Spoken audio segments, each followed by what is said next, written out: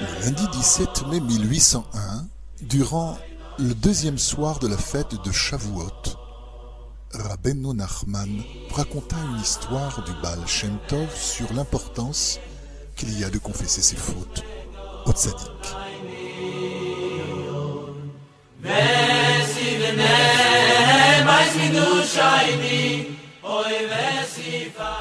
Voici l'histoire. L'un des disciples du Baal Shem Tov était gravement malade. Il envoya un émissaire chez le Baal Shem Tov pour l'informer de sa situation critique et lui demander de venir le voir. Le Baal Shem Tov prit aussitôt la route.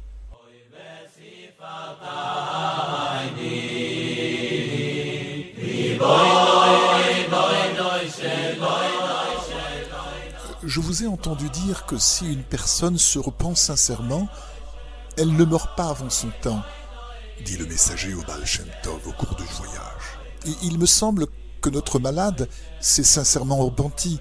C'est sûrement un homme intègre et il n'est pas très âgé. Alors pourquoi n'est-il pas guéri ?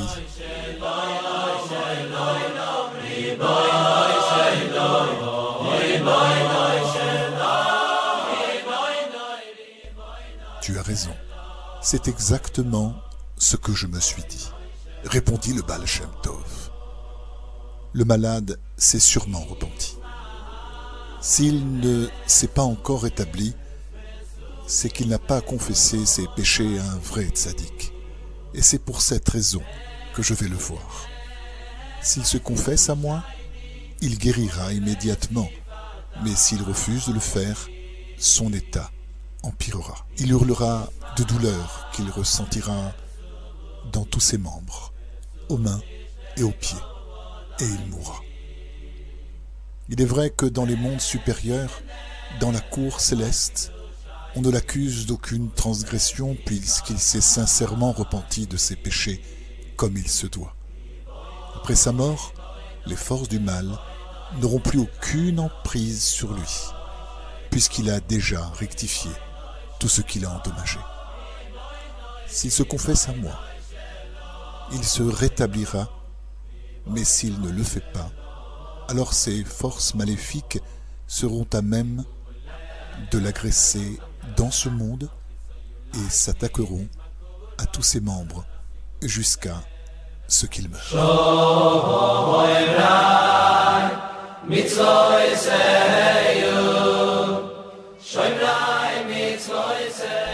C'est exactement ce qui se passa. Le Baal Shem Tov demanda au malade: dis-moi ce que seul toi, le Saint béni soit-il, et moi savons. Et il adjura de lui confesser tous ses péchés. Il répéta à 3 reprises cette demande, mais l'homme refusa de parler. Soudain, il se mit à hurler de douleur. Il ressentait une souffrance atroce dans chacun de ses membres et tous ses os commencèrent à se briser. Il continua à hurler ainsi jusqu'à ce qu'il rende l'âme, comme l'avait prévu le Baal Shem Tov.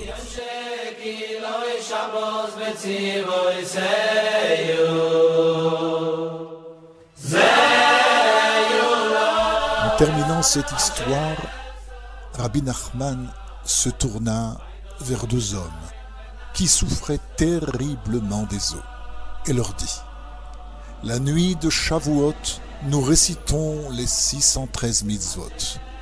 Tout comme le terme tzavat, le terme mitzvah suggère la jointure des os afin qu'aucun d'entre eux ne soit brisé.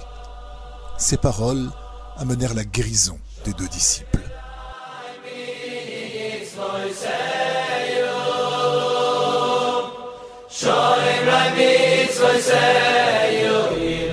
Rabbi Nachman expliquait que chaque interdit des 365 commandements négatifs de la Torah, et par extension tous les interdits rabbiniques, Dieu a créé 365 nerfs correspondant aux 365 lois négatives, sont en fait des paroles de Dieu énoncées au mont Sinaï.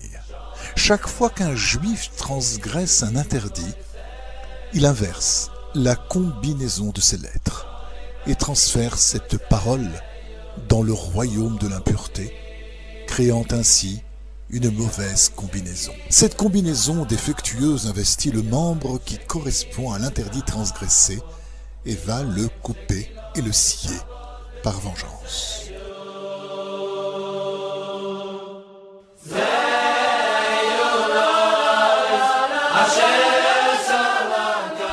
La confession orale devant le tzaddik a pour but d'énoncer l'interdit transgressé aux fins d'extraire la combinaison de l'interdit de l'os et de rétablir les lettres dans l'ordre originel de la Torah.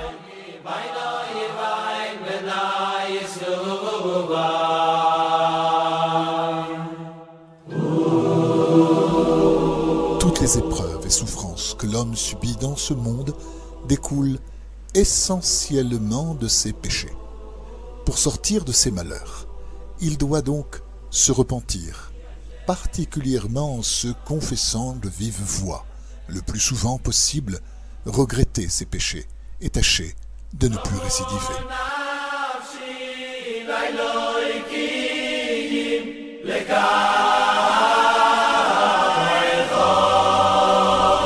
Mais pourquoi est-il nécessaire de préciser nos péchés alors que Dieu connaît le fond de notre cœur? C'est qu'il existe dans le ciel un accusateur dont la mission est de dénoncer constamment devant Dieu les péchés de chacun. Quand le pécheur anticipe cette accusation en avouant ses fautes et en les détaillant une par une, l'accusateur n'a plus de raison d'intervenir pour demander la punition du coupable, celui-ci ayant déjà reconnu ses torts. Ainsi, l'accusateur est obligé de s'abstenir et d'attendre patiemment que la personne se repente de sa conduite par une teshuva complète.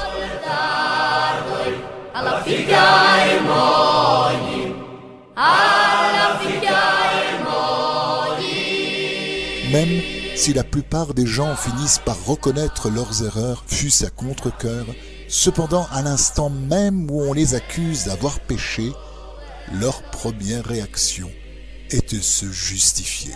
Le fardeau de la culpabilité est trop lourd à assumer d'un seul coup. Ainsi, pour s'améliorer, il est très important de reconnaître notre culpabilité quant à nos fautes. Il n'est pas bon de vivre avec des regrets. Nous avons besoin d'être positifs et non pas négatifs.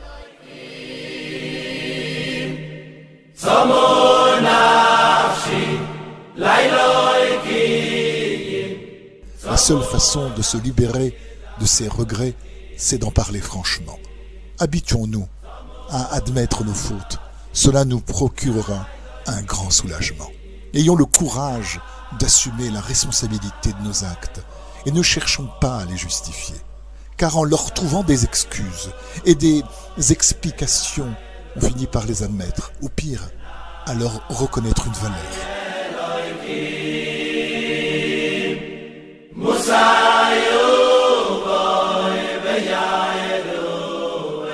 Même si nos pensées et nos émotions intimes sont méprisables, admettons-les sincèrement devant Dieu. Soyons responsables de nos actes, ne blâmons pas l'autre. Il ne sert à rien de se trouver constamment des excuses et de rejeter la faute sur autrui pour éviter de changer ce qui ne va pas réellement en nous. Ayons le courage d'affronter nos problèmes.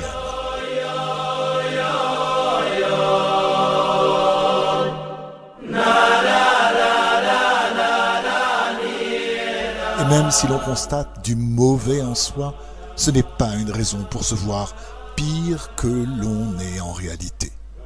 S'examiner en toute objectivité, cela ne signifie pas s'auto-condamner ou s'auto-culpabiliser.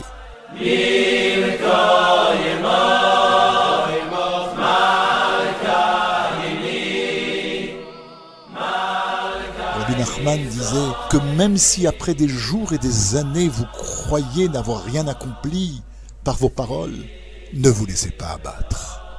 Votre cœur peut être de pierre, cependant au fil des jours et des années, votre cœur de pierre sera lui aussi pénétré.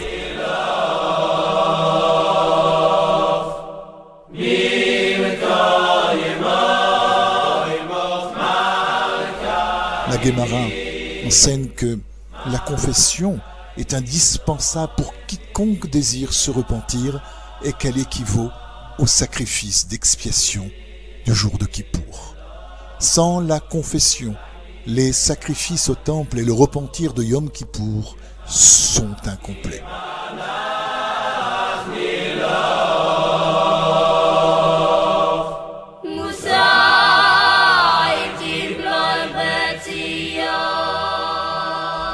Ce qui fait de la confession un élément capital du repentir, c'est surtout sa capacité à humilier l'homme. La honte engendrée constitue une étape essentielle dans la réparation des péchés. Lorsqu'il se confesse, le pécheur doit décider de ne plus récidiver. Sinon, il ne fera que se décharger du lourd fardeau de la faute, afin de repartir vers de nouvelles fautes. Et après un certain temps, écrasé par le poids de ces nouvelles fautes, il se confessera à nouveau, et ainsi de suite jusqu'au dernier jour de sa vie. Cette confession n'a aucune valeur.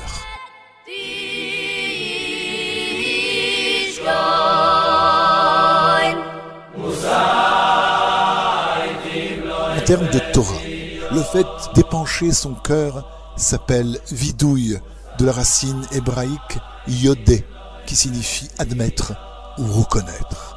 La traduction du mot hébreu par le thème de confession a une connotation trompeuse chez beaucoup qui l'associent à des pratiques religieuses non juives et ignorent que le vidouille est une mitzvah de la Torah.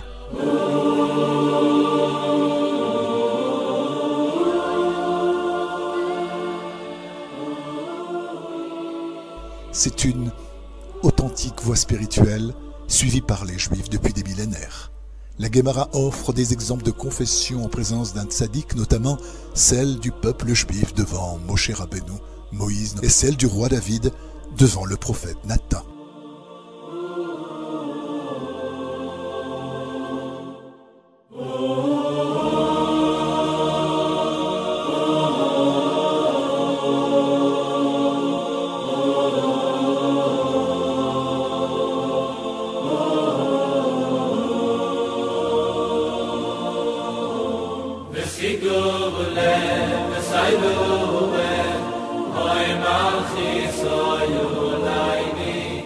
Bye bye.